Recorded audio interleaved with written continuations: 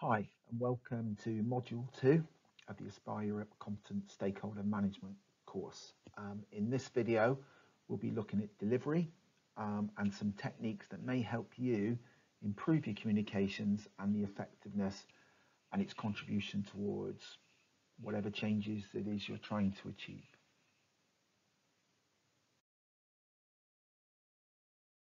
Let's remember where we started on all this.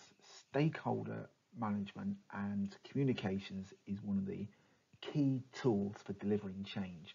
But when we're communicating, we'll be coming up against resistance. And that resistance may not be to our ideas, it may be the complexity of trying to get our message through in a busy, busy world. You've probably seen this on other slides and in other elements of our course, but we should never forget it. Right? When we go to communicate, the way we encode it, the way we deliver the message, will affect the way the receiver decodes it and takes the message in. They can pick up completely different messages than we intend by being careless in this area. So we need to take them on the journey. Yeah. So there's no point launching in and talking to them about all the benefits they're going to get from a program when they don't even know what the program is. So we work our way through the cycle. Yeah, we need to get their awareness. They need to know we're doing some change. They need to know who we are. Yeah, we need to actually explain to them what's in it for them, what's in it for me, and hopefully we can move them towards interest. Yeah, so we've got their awareness, we get their interest, and hopefully then we can give them some more detail. We hold their attention to the point where they are willing to talk to us. Maybe you can have a meeting or a call, at which point we hope to gain their commitment. Yeah, now they may choose to reject our proposition or reject the basis that we're providing good news to them or something. But we need to take them on that journey because people will resist for a couple of reasons. The most likely one is they don't understand what we're trying to do. Yeah, so they jump to conclusions when they haven't really understood the whole picture. The other one is they just may fundamentally disagree with what we're trying to achieve. Now, if that's the case, all we can do is hopefully reduce their level of resistance to us because they may philosophically be not willing to agree with us or support us. So we need to take them around that journey.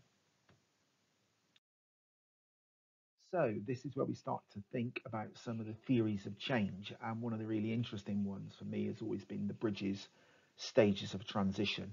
Now, what he says is that actually you cannot start telling people about this wonderful new future and the way things are going to be until we've got them to accept the old ways are coming to an end. Now, as part of that process, communication has to therefore explain to everybody why this change is happening. And you've got two ways of doing that. You either make the future look more attractive or the past less attractive. You've got to, and you probably need to work on both.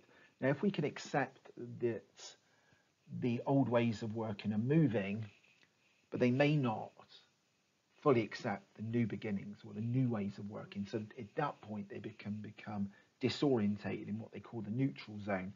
So they accepted the past is over, but they're not very keen or they don't like the look of the future. You know, in the UK, we have the Brexit vote. 49% of people voted to stay and 51 odd to leave.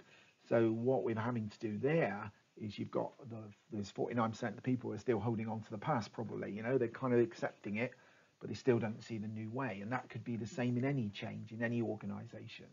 Yeah, you may have a big bunch of people who really don't want to let go of the past. So the communication has to enforce why we're changing, not that we're just changing. All right.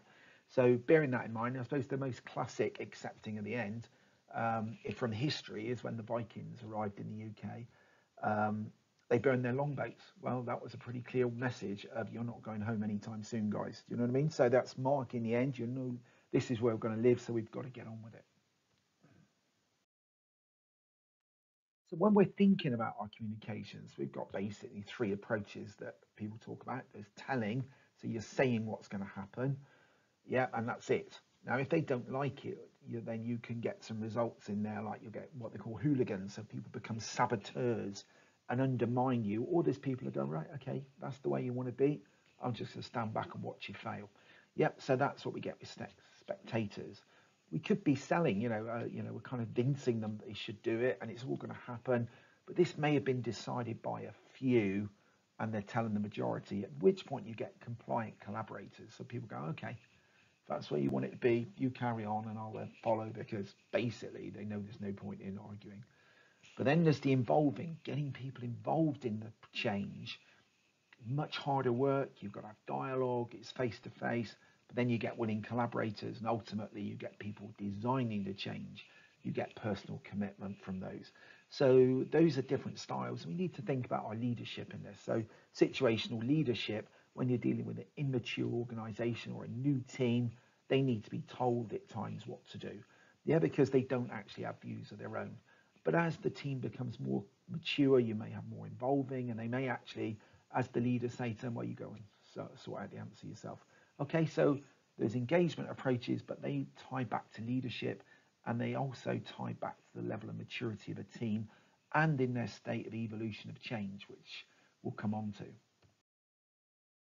Then we've got the Kelmans 3 level of adoption. So he identified 3 areas: internalization, which is basically where they are fully committed. So you've managed to convince people through communications and involvement to be committed to the change, and they really want to kind of hold on and hold those values. And then the next best stage is identification, where people are willing to change. Yeah, they kind of go, okay, I get it, it's happening, I've got the meaning, I kind of maybe don't like it still, but all right, I'm moving with you. All right, and then we might have the lowest level, which is compliance, as in, okay, you've told me what to do and I'll do it. But at the first opportunity, they may backtrack and start resisting. And one of the techniques is rewards and penalties for this. So you reward them if they do it, you fine them if you don't. And if you look at any element of driving cars, speeding, do people really are they really committed to a 30-mile-an-hour limit? Probably not. Most of them are doing it because the use of penalties. You get fined if you don't. So you can see how we have laws and we have things that we have to do, and that there's different levels of acceptance. And Kelman has picked up those 3 levels of adoption, was his word. Okay, a little case study now from Airbus, and it's a book by a guy called Bruno Kahn that I came across, which I found really interesting. So at Airbus, they had a cohort of people that they came in, trainees, that were basically hard of hearing for various reasons. And Bruno observed these guys and started to pick up that actually deaf people very good at communicating, but he noticed some things that they did. So I'm just very quickly running through the 12 topics. Yeah, number 1, before they actually spoke, they prepared. So they thought about what they were going to say, because obviously sign language is hard to read and it takes time to use. It's not like us gabbling on. So they had to really prepare all their communications to be precise. And then the people that were watching them were really carefully re-watching the person who was communicating. They had their full of attention. So the body language was really important in this. So it wasn't just the lip reading and the hand signals. It was their whole body. And they were very, very active with their body language. Some of the other things that they found, when they were communicating, they thought about what it was the other person might want to understand. So that was the putting it in other people's shoes. When they sat and they would think, okay, as part of their preparation, they would try to imagine what that other person was going to do with it. Sequential, in a conversation, they all stopped when another one interrupted. So they didn't really interrupt anyway, but they had this sequence whereby everybody had their say and everybody listened. Now, if you listen to conversations in many meetings, you've got people talking over themselves.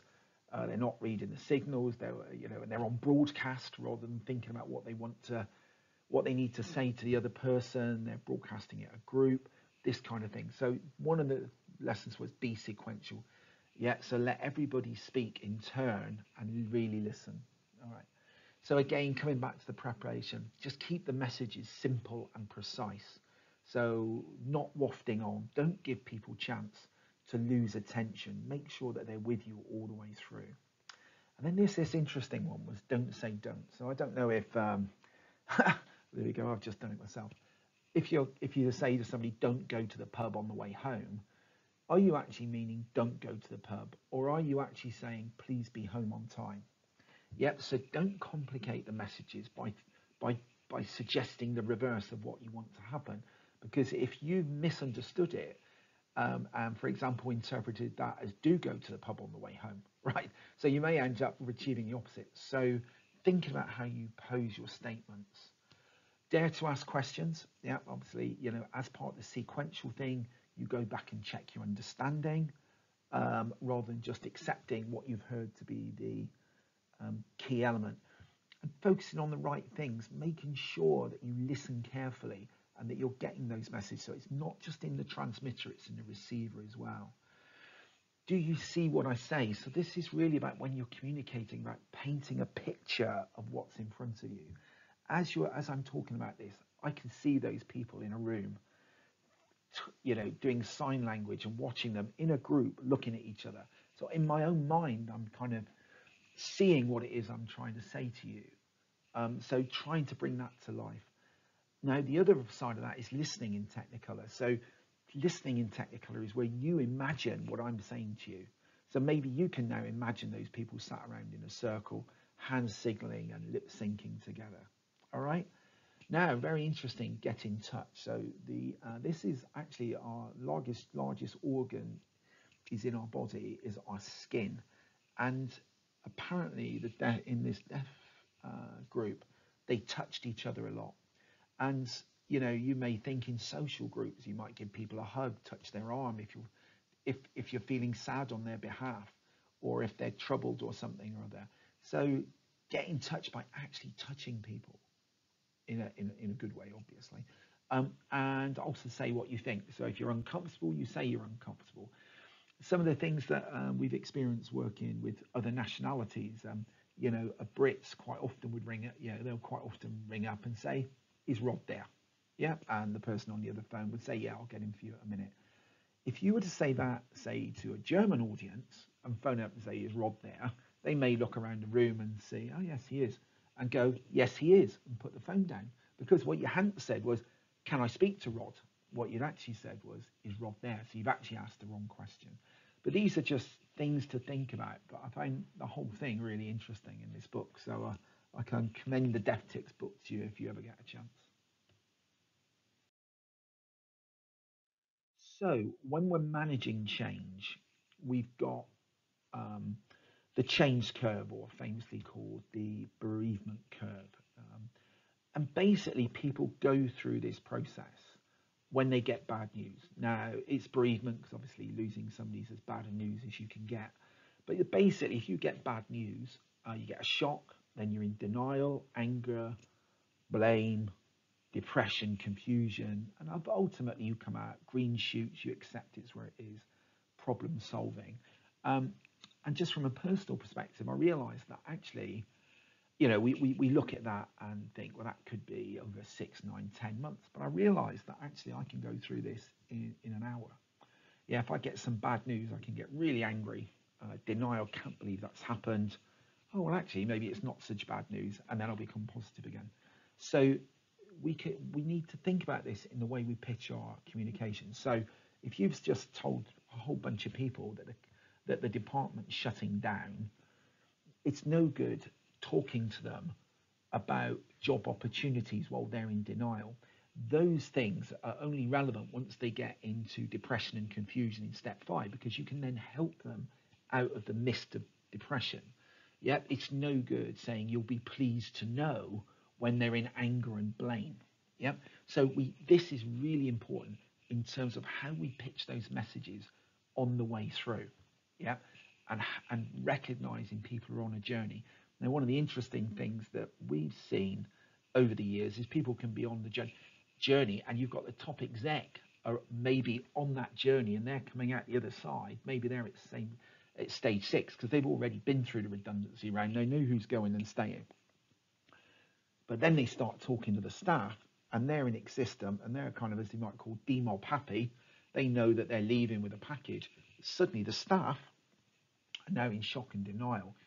And that's where you can run into some serious problems with communications during change, when the top people are ahead of the curve or a long way ahead of the curve and are unable to empathize with the people who are on the curve.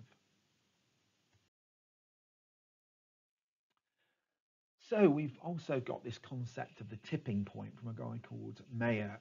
And when we're building communications and when we're putting effort into change, what they acknowledged was the amount of effort we have to put into change management at the start is at its highest, because as you move along the graph, you get the early adopters coming in.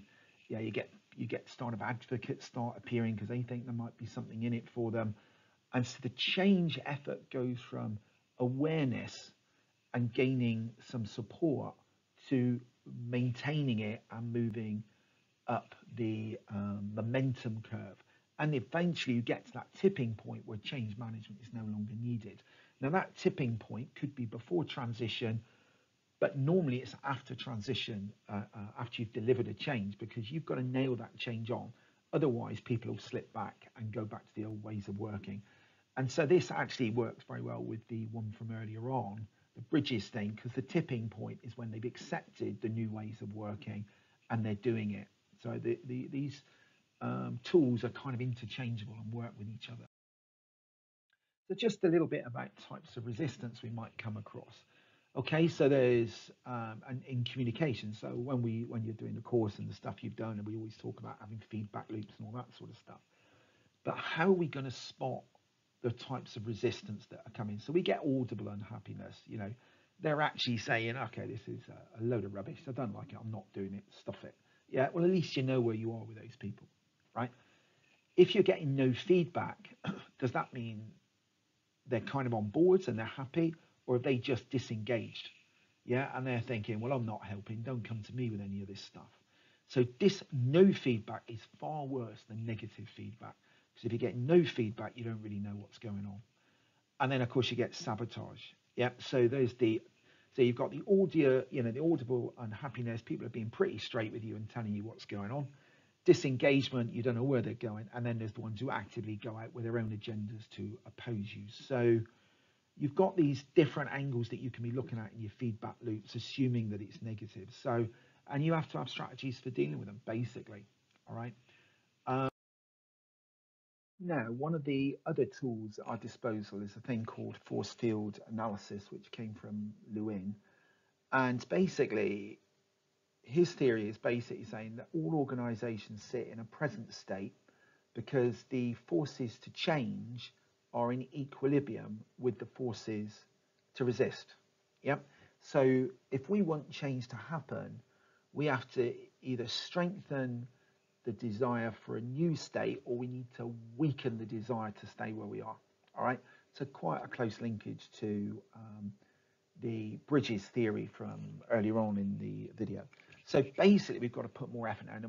Now, the way you can increase that effort is really about ramping up your communications and focusing it on areas. So if there's particular areas of weakness in the arguments against, then you just have to really hone in on those. So just as an example, if we look at what the UK suffered after the referendum in 2016 about the EU leaving the EU, what we actually had was a very close referendum. And so we had the forces of change, yeah, which had obviously the leave vote, which was a huge thing. But actually, there was only a minority of MPs in Parliament, which meant you didn't have a majority. There was quite heavy resistance in Parliament.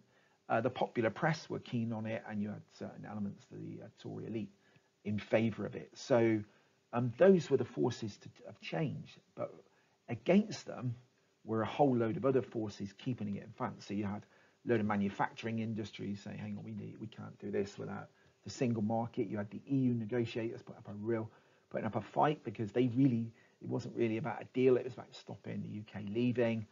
EU governments made life very difficult, and in fact our Parliament, the majority in Parliament, were in favour of staying, so they were trying to keep it in equilibrium, and the machinery of government, the civil service, the public sector, was generally could see the problems that were coming. So we're happy to kind of for it not to happen. Can I put it that way? So how did they break this? Because there was deadlock in Parliament, there was deadlock everywhere. It was only when the Tory party changed its leader, because even the leader of the Tory party was pretty much anti-Brexit, in the shape of Theresa May. Boris Johnson came in, and they called an election, which was really a test of the Leave vote, and they got their majority in Parliament. Before they went to the election, they made sure every MP that stood for a seat was pro-Brexit, and in 2019, after the election, the status quo was moved, so actually we've ended up leaving the EU. So you can see there quite a great example of force field in a real world that we've been living in. Okay, so hopefully that all makes sense. And finally, just a little thing from Spencer, Schenk and Cappers. And even though we've said that communication is your only tool, it's not the only thing that's going to make change in itself. So what they came up with these 8 areas: that you need a clear vision, that you need to have values. If you want to deliver organizations, you need to live those values. You have to have cultural alignment. So you know, what's the relationship between the history of the organization and what you're trying to achieve? That people have skills and ability to cope with the change and live in a new world. People are incentivized. Yeah, remember the stuff about different levels of adoption, that we've got the resources in place to do it. We've got an action plan and it's executed. And what they did was they came up with this brilliant little matrix that shows if you've got any one of those elements missing, then something's going to go wrong. So if you've got them all, you'll achieve change. No vision, you'll have confusion. If you don't live the values, you'll have cynicism. If you actually don't change the culture and alignment with the organization, then you'll get resistance. If you don't have the skills and ability to operate in the new world, then you'll have anxiety in the staff. If they're not incentivized, why should people do it? So the change just crawls along. If you don't have the resources, people are just frustrated because the job doesn't happen. If you haven't got a proper program plan, in effect, it'll just keep pottering around. And if you don't execute it effectively, you'll have failure. So there we go. That's the kind of link between stakeholder and change. And so there we are. That's the end of module 2. I hope you really enjoy the course that you're about to do. There's lots of good stuff and a lot more detail behind the stuff that I've covered in this module. I hope you enjoy it, and I hope that all your stakeholder engagement improves and that your changes are successful.